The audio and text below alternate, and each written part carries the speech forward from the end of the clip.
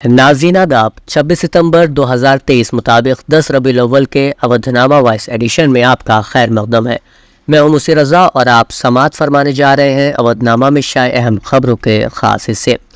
वज़ीर-ए-आज़म नरेंद्र मोदी ने तरक्की से लेकर ख़वातीन के रिजर्वेशन तक के मसाइल पर कांग्रेस और अपोजिशन जमातों के इत्तेहाद इंडिया को निशाना बनाते हुए कहा कि कांग्रेस अब अर्बन नक्सलियों के हाथ में चली गई है और मजबूरी में ख़वातीन रिजर्वेशन बिल की हिमायत करने वाले घमंडिया इत्तेहाद से मुल्क भर की ख़वातीन को होशियार रहने की ज़रूरत है।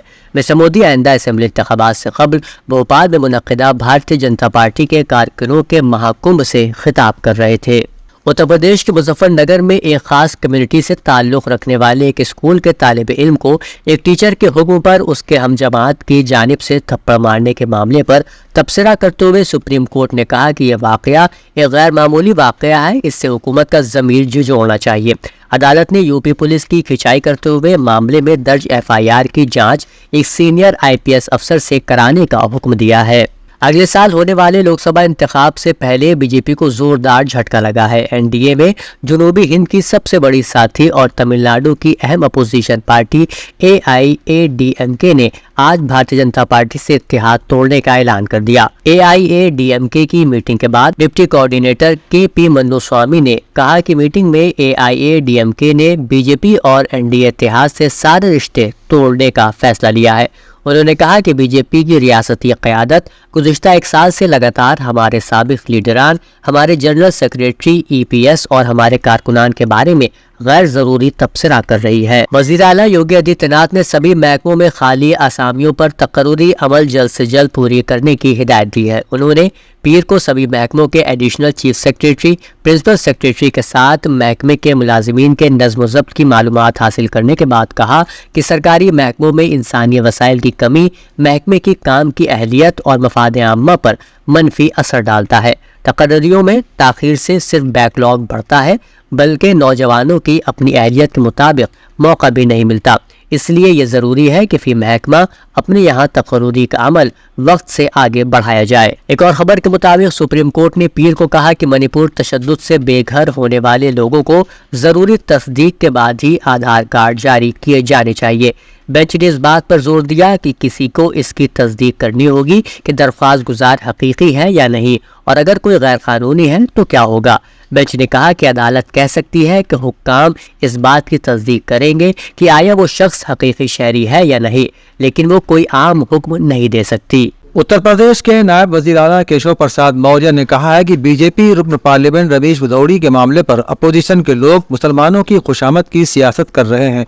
उन्होंने कहा कि बीजेपी के रुकन पार्लियामेंट की जानिब से पार्लियामेंट में BSP रुकन पार्लियामेंट के खिलाफ नाजेबा तबसरा करने के मामले पर कहा है कि लोकसभा का मामला वहां के स्पीकर देखते हैं। उन्होंने ऐवान की कार्रवाई से काबिल एतराज अल्फाज को हटा दिया है और मुल्क के वजीर दिफा ने जो कुछ भी गलत कहा गया है उस पर माफ़ी भी मांग ली है और अब ये मामला ख़त्म हो चुका है। लेकिन अपोजिशन इत्तेहाद इंडिया इस पर मुसलमानों की खुशामद की सियासत कर रहा है, उन्हें इससे कुछ भी हासिल नहीं होगा। वजीर शहरी तरक्यात और तवानाई AK शर्मा ने कहा है कि रियासत की योगी हुकूमत बिजली कंज्यूमर के मफादात को मद्देनजर रखते हुए काम कर रही है और उनके मसाइल को जल्द से जल्द हल करने की कोशिशें की जा रही हैं। बिजली से मुताल्लिक मसाइल को हल करने के लिए अप्रैल 2017 से उत्तर प्रदेश पावर कारपोरेशन के जरिए टोल फ्री नंबर 1912 चलाया जा रहा है। इसके जरिए सारिफिन के मसाइल को उसी वक्त हल किया जा रहा है। अब तक पूरी रियासत में 1.52 करोड़ शिकायत को मेयारी तरीके से हल किया जा चुका है। उन्होंने कहा कि अब तक बिलों से मुताल्लिक तकरीबन 10 लाख शिकायत का तस्फिया भी किया जा चुका है। नदवतुल उलमा के यौम तासीस के मौके पर एक प्रोग्राम बउनवान नदवतुल उलमा की खिदमात इस्लामिक सेंटर ऑफ इंडिया ईदगाह लखनऊ में मौलाना खालिद रशीद फिरंगी बहली की सदारत में मुनक़िद हुआ, जिसमें बड़ी तादाद में अबनाए नदवा और मुअज़्ज़िज़ीन शहर ने शिरकत की। आगाज मौलाना नूरुल कमर नज़वी की तिलावत और मोहम्मद असलम नज़वी एडवोकेट की नाज से हुआ। इस्तक़बालिया कलिमात पेश करते हुए मौलाना कमरुज़्ज़मा नज़वी ने प्रोग्राम के आदाब और मकासद पर रोशनी डाली। मौलाना सुफियान निज़ामी ने नदवतुल उलमा को एतदाल पसंद और जदीद व कदीम का हसीन संगम करार दिया। प्रोफेसर मुशीर हुसैन सिद्दीकी साबिक़ सदर शोबे अरबी लखनऊ यूनिवर्सिटी ने कहा कि नदवे ने चंद तलबा की नहीं बल्कि नस्लों की परवरिश की है। डॉक्टर मोहम्मद इदरीस नदवी ने कहा कि निगाह बुलंद, सुखन दिल नवाज, जा पुरसोद ये नज़्मे का शिआर है।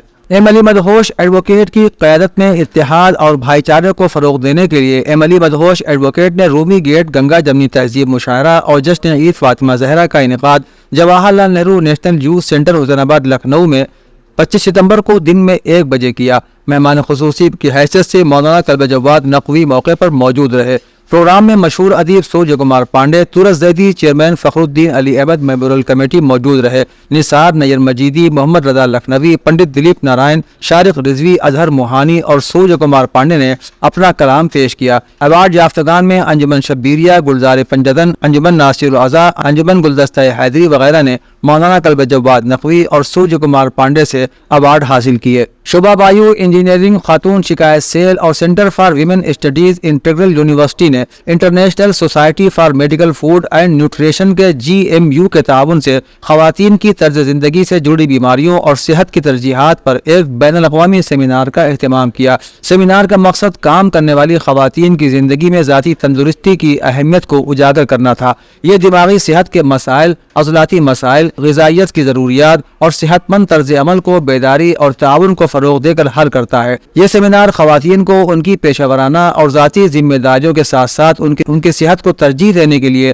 بااختیار بنانے کی کوشش کرتا ہے۔ عہدنامہ کے جہاں نما صفحے کے مطابق ایرانی حکام نے دارالحکومت تہران میں بیک وقت پھٹنے والے 30 بموں کو ناکارہ بنا دیا ہے اور داعش سے تعلق رکھنے والے 28 دہشت گردوں کو حراست میں لیا ہے۔ ایران کے نیم سرکاری خبر رساں ادارے تسنیم نے اتوار کو سراغ رسانی کی وزارت کے حوالے سے اطلاع دی ہے کہ گرفتار شدہ مبینہ دہشت گردوں کا تعلق شام، افغانستان، پاکستان اور عراق کے علاقے کردستان کے شدت پسند گروہوں سے ہے اور وہ داعش سے تعلق کی تاریخ رکھتے ہیں۔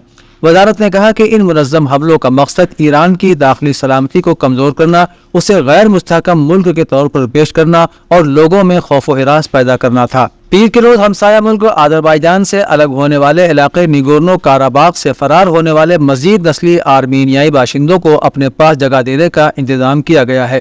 اتوار کے روز آرمینیائی حکومت نے کہا تھا کہ آذربائیجان کی جانب سے اس متنازعہ علاقے پر مکمل کنٹرول حاصل کرنے کے لیے فوجی آپریشن کے بعد سے 1000 سے زیادہ مہاجرین ان کے پاس پہنچے ہیں۔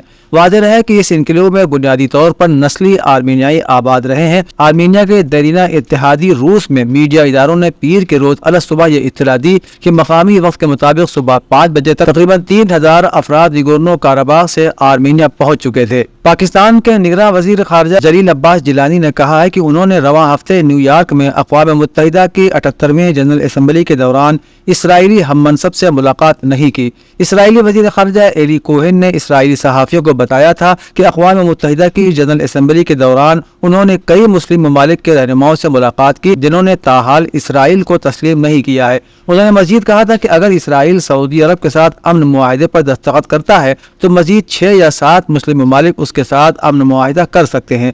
جلیل عباس جیلانی نے کہا کہ ہم اپنے اور فلسطینیوں کے مفادات کو مد نظر رکھتے ہوئے فیصلے کرتے ہیں۔ ہمارا موقف اس بیان سے ظاہر ہوتا ہے جو میں نے رواں ہفتے کی شروعات میں OIC رابطہ گروپ برائے فلسطین میں دیا تھا۔ امریکہ میں تقریباً آدھے لوگوں کا ماننا ہے کہ 2021 میں منتخب ہونے والے موجودہ صدر جمہوریہ جو بائیڈن کے آنے کے بعد سے ان کے مالی حالات خراب ہوئے ہیں، جبکہ اس سے پہلے ان کی زندگی بہتر تھی۔ یہ معلومات ABC نیوز اور دی واشنگٹن پوسٹ کی جانب سے اتوار کو جاری کیے گئے ایک مشترکہ سروے میں دی گئی۔ سروے کے مطابق 44% لوگوں کا خیال ہے کہ بائیڈن انتظامیہ کے اقتدار میں آنے کے بعد سے ان کی مالی حالت خراب ہوئی ہے۔ صرف 37% امریکی بائیڈن کی کارکردگی سے خوش ہیں، جبکہ 56% نے ناپسندیدگی کا اظہار کیا ہے۔ مشرقی لیبیا میں تباہ کن سیلاب کی وجہ سے کم از کم 64 فلسطینیوں کی موت ہو گئی، جبکہ 10 دیگر اب بھی لاپتہ ہیں۔ فلسطین کی وزارت خارجہ نے اتوار کو یہ اطلاع دی۔ وزارت کے سیاسی مشیر احمد الدیق نے کہا کہ ہم لیبیا میں سیلاب سے متاثرہ علاقوں میں